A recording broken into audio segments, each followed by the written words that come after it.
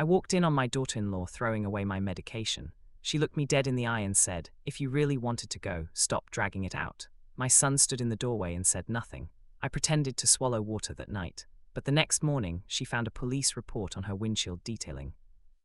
I walked into the kitchen that morning the way I always did, slowly, carefully, one hand trailing along the wall because my balance wasn't what it used to be.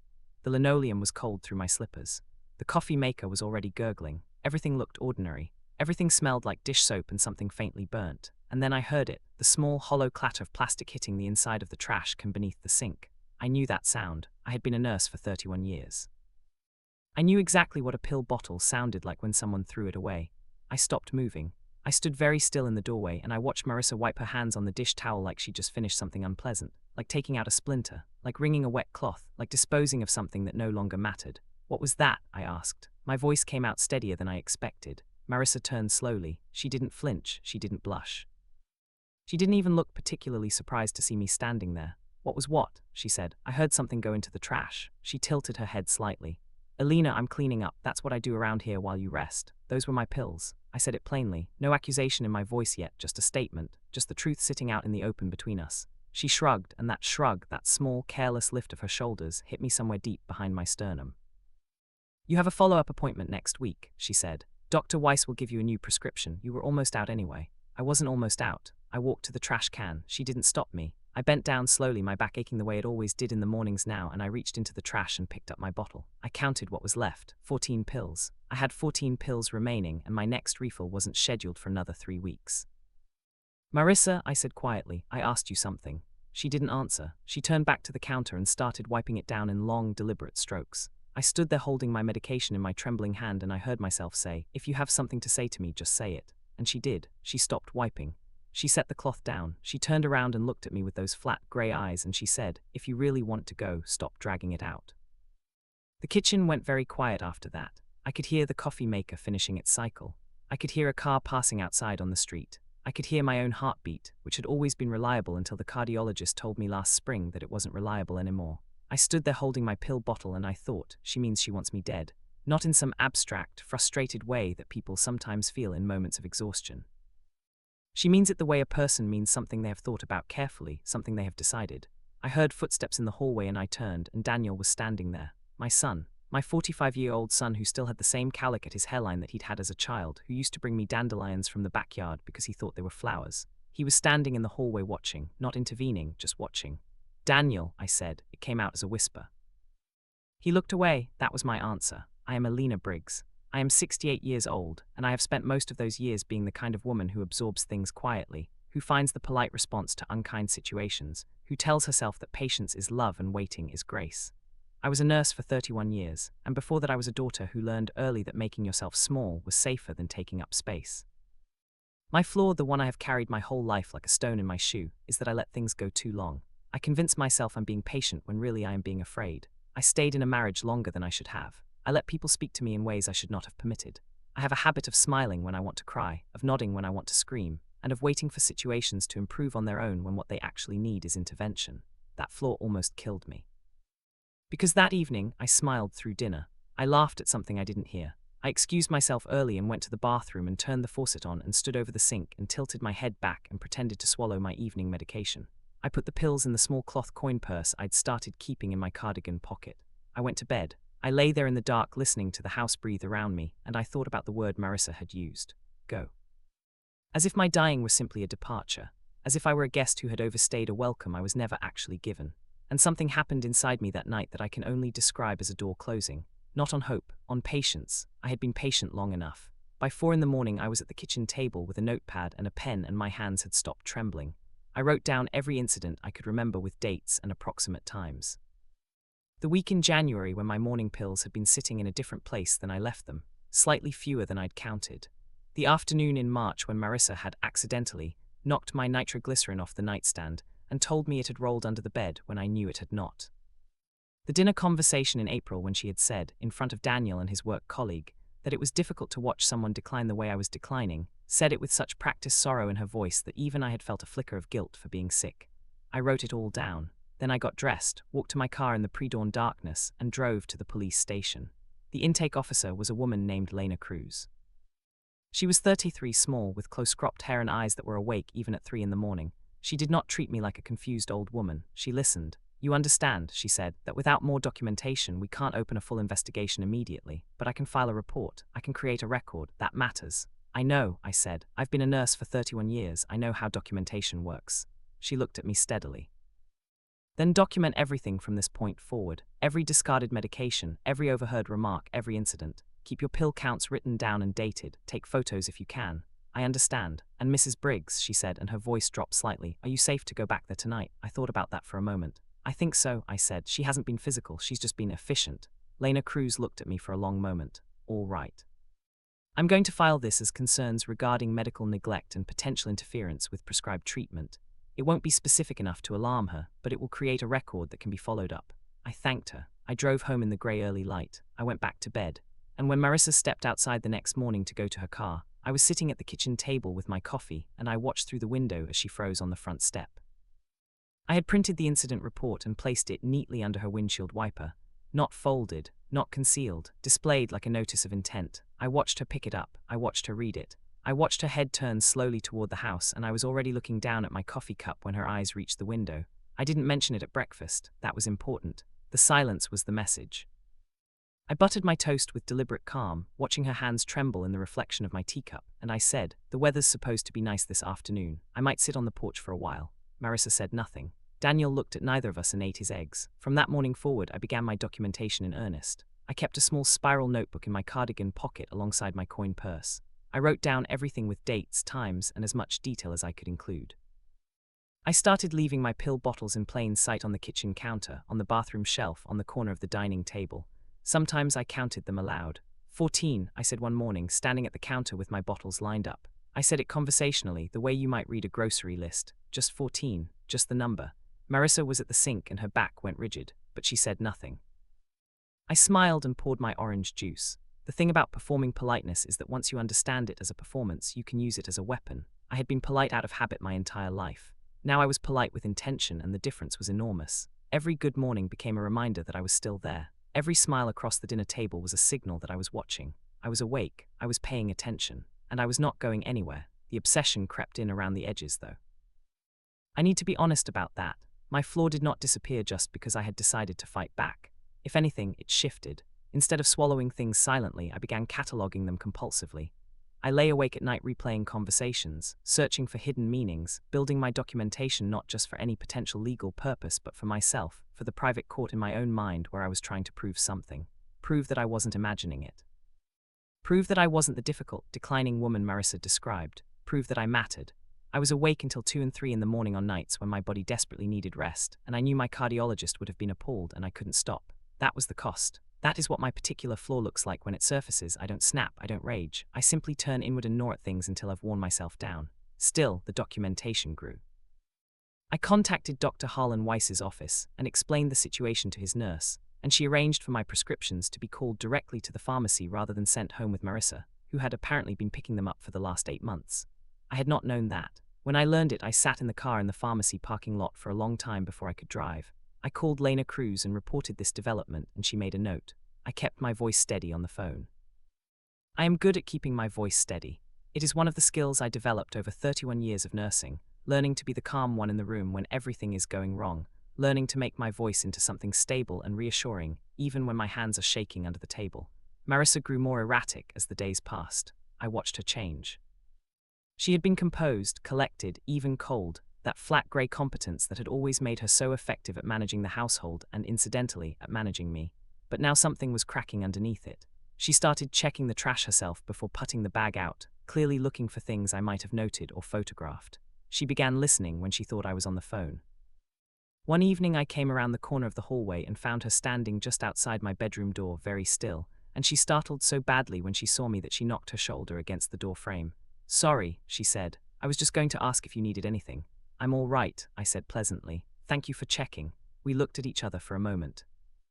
Then I smiled and went into my room and closed the door very softly, and I wrote down the time and what I had observed, and I lay in my bed that night feeling something I hadn't felt in months. Not triumph exactly, something quieter and more serious than that, something that felt like clarity.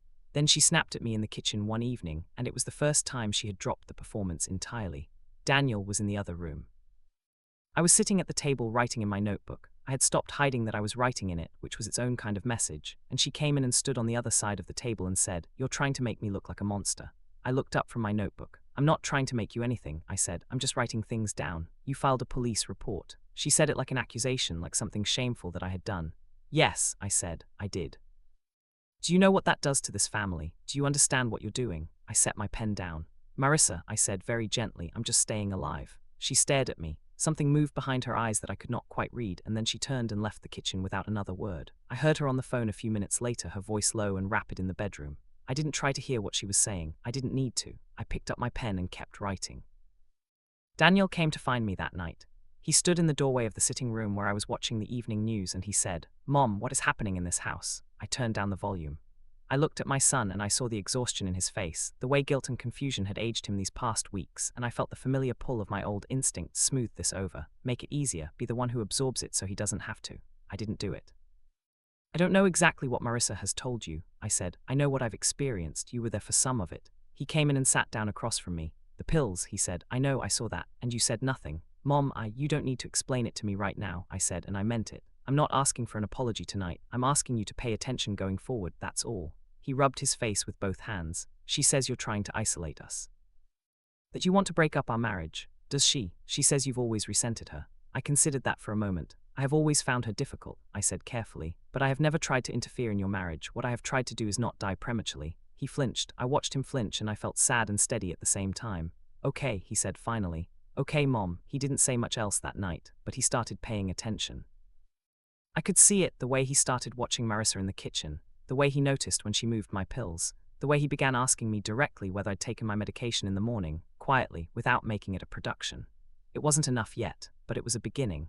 The confrontation came on a Thursday afternoon in July when the heat was so heavy it felt like something you could push against. The kind of heat that makes everyone a little more honest than they want to be.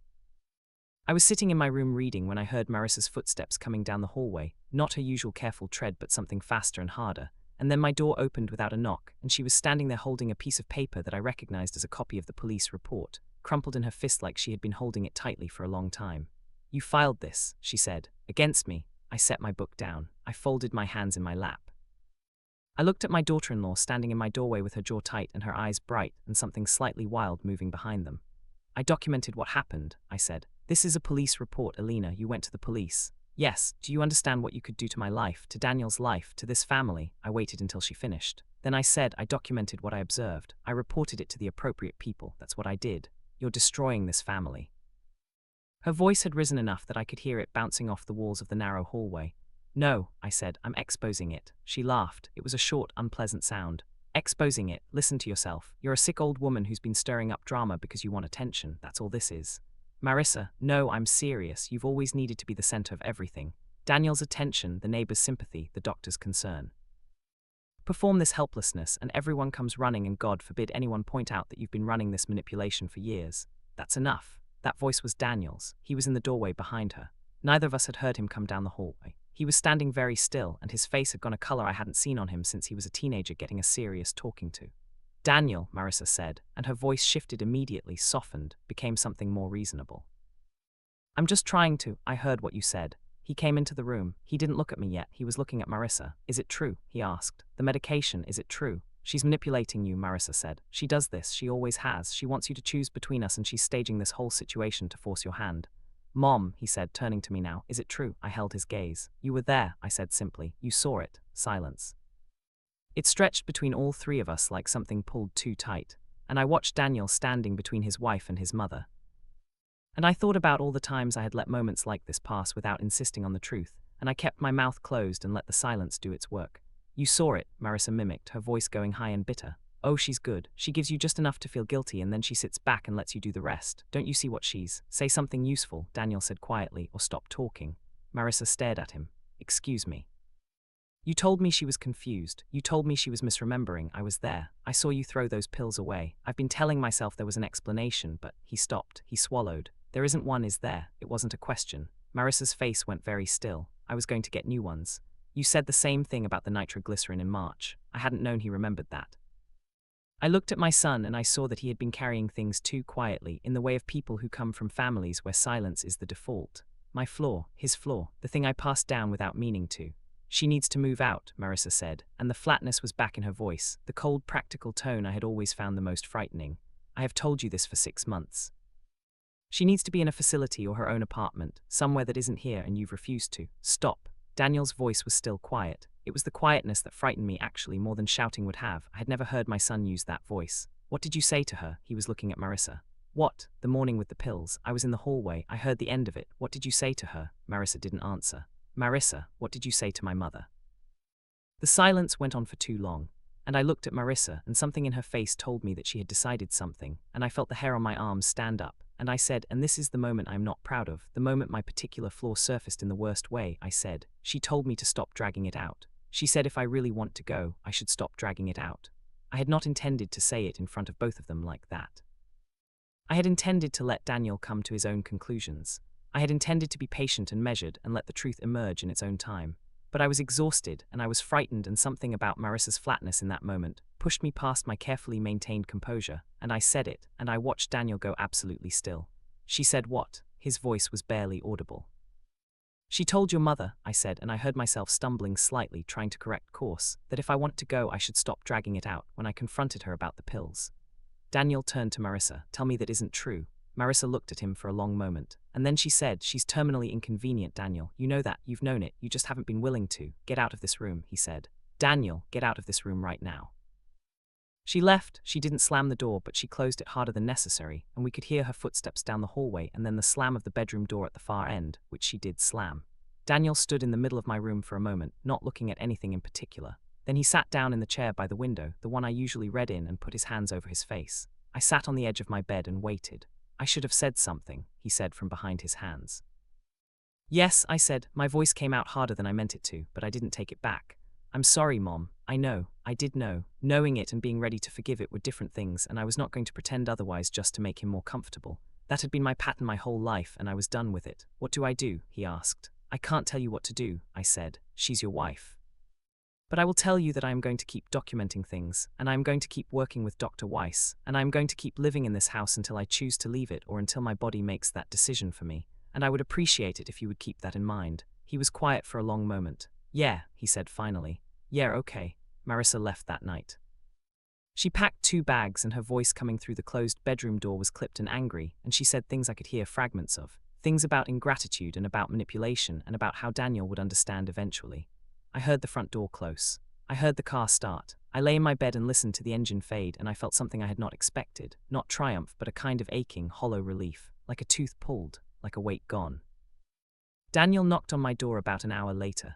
She's gone, he said. I know. She says she's going to stay with her sister for a while. All right. Mom, I'm going to figure out your medications. I want to be the one managing that from now on. I looked at him.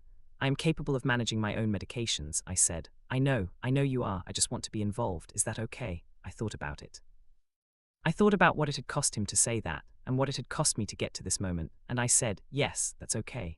The weeks that followed were quiet in the way that a house is quiet after a storm. Not peaceful exactly, but emptied of a particular pressure. Daniel was awkward at first. He would bring my morning pills with a formality that almost made me smile, setting them on the counter with a glass of water like he was presenting something ceremonial. Gradually it became natural. We found a rhythm. Some mornings he would sit with me at the kitchen table and have his coffee while I had mine, and we would read different sections of the newspaper and not talk much, and those mornings felt like something I had wanted for a long time without knowing exactly what to call it. We did not process everything. We were not the kind of family that processes things easily. But one evening he sat down beside me on the porch as the sun was going down, and he said, I should have said something months ago, before it got to this. Yes, I said, as I had said before. Why didn't you? He was quiet for a while. I thought I was keeping the peace, he said. I thought if I just didn't engage with it, it would sort itself out, that everyone would come around. I looked at the yard, at the garden I had let go a little this summer, at the hydrangeas that needed deadheading. That's the Briggs family approach, I said. I know where you got it. He made a sound that was almost a laugh. Yeah, it doesn't work, I said. I know that better than anyone. I spent 67 years believing it worked, and it doesn't. What does work? I thought about that question for a while, watching the light change on the hydrangeas. Documentation, I said at last, and this time we did both laugh, a short, real, somewhat exhausted laugh that felt like the first honest thing we had shared in years. The investigation was reviewed and no formal charges were filed. Lena Cruz called me to explain that without more direct evidence of intentional harm, she said this very carefully, This woman who had listened to me at 3 in the morning and taken me seriously. It was difficult to bring a case forward. I told her I understood. I was not surprised. I had never expected the legal system to be my primary form of justice. I had expected documentation to protect me, and it had. That was enough. I went back to Dr. Weiss's office for a proper follow-up, and he adjusted my medications and asked me pointed questions about my living situation with the careful neutrality of a man who had read something concerning in my file. I answered honestly. I told him things were better. Looked at me for a long moment over his reading glasses and said, "Good, I want to see you back in 6 weeks rather than 3 months. "I'll be here," I said, and I meant it. The letter arrived on a Tuesday, 3 weeks after Marissa left. It was in a plain envelope, my name handwritten on the front in Marissa's careful architectural script. No return address. I sat with it at the kitchen table for a few minutes before I opened it. Daniel wasn't home yet. The house was quiet. I opened the envelope slowly, which is not like me. I am usually a person who opens envelopes quickly, a nurse's habit, a habit of getting to the information, but something in me wanted to slow down for this one. There was a single folded piece of paper inside. I unfolded it. One line, written in the same careful script. "You weren't supposed to survive long enough to tell anyone." I read it twice. I set it down on the table. I looked at it for a long time, sitting in my kitchen in the late afternoon light. And I thought about what it meant, not just the obvious meaning, the confirmation of something I had already known in the part of myself that had watched Marissa wipe her hands on that dish towel, but the other meaning, the one underneath. She had believed I was already done. She had made some kind of calculation, at some point, that I would not last long enough to be a problem. I don't know whether she meant that biologically or otherwise. I have chosen, very deliberately, not to speculate too deeply about the otherwise. What I know is that I sat at that kitchen table and felt something clarify inside me the way a solution clarifies when you add the right element, something that had been murky becoming suddenly transparent and still. I picked up my pill bottles from the counter. I had 7 of them now, all properly managed, all current, all clearly labeled. I took my evening medication, all of it, without hesitation. I did not pretend to swallow, I did not perform. I just took my pills because I was still here and because my body needed them and because surviving had become something I was doing on purpose. I called Lena Cruz the next morning and read her the letter. She was quiet for a moment and then she said, "I'd like you to bring that in, Mrs. Briggs." "Of course," I said, "I'll make a copy first." "Of course you will," she said, and I heard something almost like a smile in her voice. "You've been doing this from the beginning, haven't you, documenting everything?" 31 years of nursing, I said. It becomes a habit. The letter reopened the review. I will not say what came of it because I genuinely do not know the full outcome. Some of these things move slowly, and I am not in the business of telling a story before it finishes. What I know is that the record existed, all of it. The incident report filed at 3 in the morning, the pharmacy records, my own careful notebook entries, the testimony of Dr. Weiss's office, and now a letter in Marissa's own handwriting that said plainly what she had believed. Daniel read the letter when he came home. He sat at the kitchen table and read it and set it down and looked at the middle distance for a very long time. I made tea while he sat there. I brought him a cup and sat across from him, and we were quiet together. Eventually he said, "Did she know? When she married me, was this already?" "I don't know," I said honestly. "I don't think it started that way. I think it became something over time. That's not an excuse." "No," I agreed, "it's not." He wrapped both hands around his mug. "I keep thinking about all the times I looked away," he said. "I thought I was preserving the peace. But what I was actually doing was letting it happen," I said. He closed his eyes. "Yes." I thought about being gentle with him.